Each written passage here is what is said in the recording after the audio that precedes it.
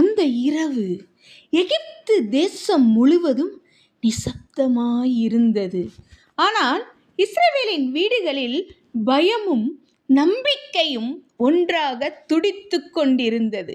உங்கள் இடுப்பை கட்டிக்கொள்ளுங்கள், கால்களில் காலணிகளை அணியுங்கள், கையில் கோல்களை எடுத்துக் கொள்ளுங்கள்.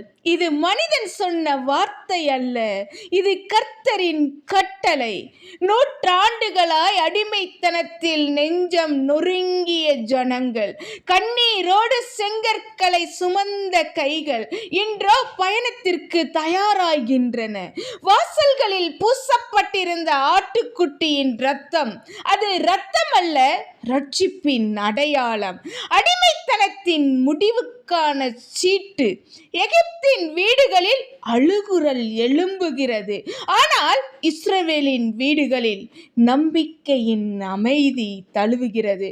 பார்வோன் நடுங்குகிறான், அவனது பெருமை சிதறுகிறது. புறப்பட்டு செல்லுங்கள் என்று கதறுகிறான். அப்போது அந்த தருணம் வருகிறது.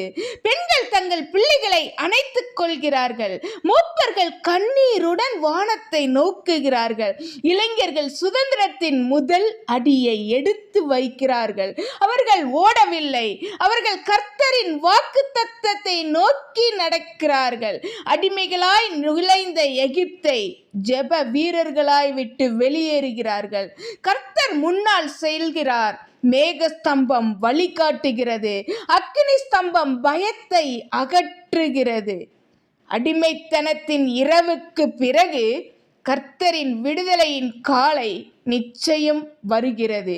இது வெறும் பயணம் அல்ல, இது வாக்குத்தத்தத்தின் துவக்கம்.